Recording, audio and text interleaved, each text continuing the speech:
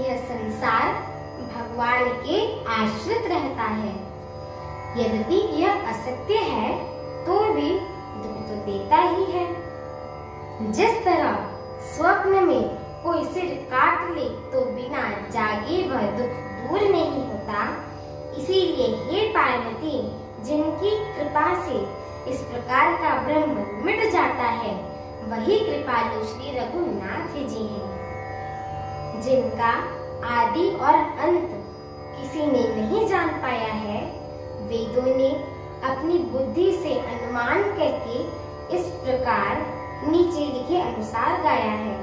वह ब्रह्म बिना ही पैर के चलता है, बिना ही कान के सुनता है, बिना ही हाथों के नाना प्रकार के काम करता है, बिना मुंह के सारे संसार को, सारे रस को आनंद लेता है और बिना ही वाणी के बहुत योग वक्ता है। वह बिना ही शरीर के स्पर्श करता है, बिना ही आंखों के देखता है और बिना ही नाक के सब ग्रंथों को ग्रहण करता है, अर्थात सूंघता है।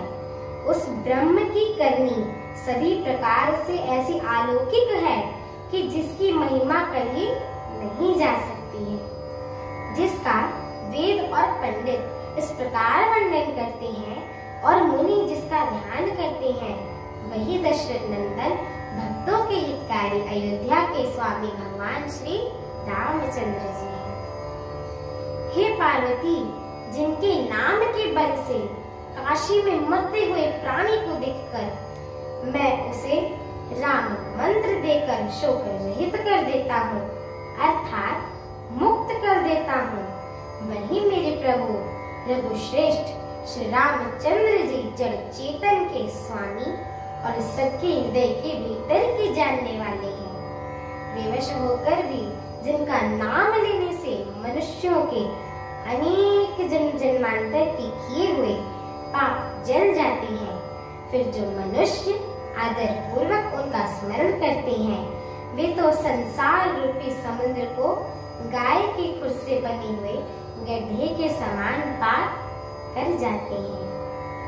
हे पार्वती, वही परमात्मा श्री रामचंद्र जी हैं, उनमें ब्रह्म है। तुम्हारा ऐसा कहना अत्यंत ही उचित है। इस प्रकार का संदेह मन में लाते ही मनुष्य के ज्ञान, वैराग्य आदि सारे सद्गुण नष्ट हो जाते हैं। शिव जी के ब्रह्म नाशक वचनों को सुनकर पार्वती जी के सब कुर्तों की रचना मिट गई। श्रीनाथ जी के चरणों में उनका प्रेम और विश्वास हो गया एवं कठिन असंभावना जाती रही।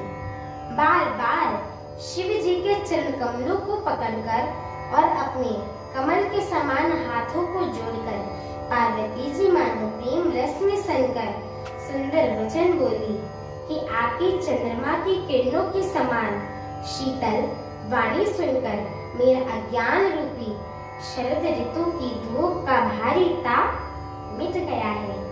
हे कृपालु, आपने मेरा सब संदेह हर लिया। अब प्रभु श्री रामचंद्र जी का यथार्थ स्वरूप मेरी समझ में आ गया है। हे नाथ, आपकी कृपा से अब मेरा विषाद जाता रहा और आपके चरणों के अनुग्रह से मैं सुखी हो गई। यद्यपि मैं स्त्री होने के कारण स्वभाव से ही मूर्ख और ज्ञानहीन हूँ, तो भी आप मुझे अपनी दासी जानकर, हे प्रभु, यदि आप मुझ पर प्रसन्न हैं तो जो बात मैंने पहले आपसे पूछी थी वही कहिए। यह सत्य है कि श्री रामचंद्र जी ब्रह्म है, चिन्मय है, अविनाशी है, सबसे रहित हैं और सबके हृदय रूपी नगरी में निवास करने वाले हैं। फिर हे नाथ, उन्होंने मनुष्य का शरीर किस कारण से धारण किया? हे धर्म की ध्वजा धारण करने वाले प्रभु, यह मुझे समझा कर कहिए। पार्वती जी के अत्यंत नम्र वचन सुनकर और श्री रामचंद्र जी की कथा में उनका विशुद्ध प्रेम देखकर तब कामदेव के शत्रु स्वाभाविक से ही सुजान कृपा निधान शिव जी मन में बहुत ही हर्षित हुए बहुत प्रकार से पार्वती की पढ़ाई करके फिर बोले कि हे पार्वती, निर्मल श्री रामचरितमानस की वह मंगलमयी कथा सुनो, जिसे काकभूषुंडी ने विस्तार से कहा और पक्षियों की राजा गरुड़ जी को सुनाया था। वह श्रेष्ठ संवाद जिस प्रकार हुआ वह मैं आगे कहूँगा। अभी तुम श्री रामचंद्र जी के अवतार का परम सुंदर पवित्र पापनाशक चरित्र सुनो। श्री हरि के गुण नाम कथा और रूप सभी अपार है, अगणित और असीम है। फिर भी हे पार्वती, मैं अपनी बुद्धि के अनुसार कहता हूँ, तुम आदर पूर्वक सुनो। मेरी आगे की कथा सुनने के लिए मेरे चैनल को लाइक, शेयर, सब्सक्राइब एवं कमेंट अवश्य करें। बोलिए सियावर रामचंद्र की जय हो, माता जानकी की जय हो, पवन सुत हनुमान की जय हो, जय श्री राम।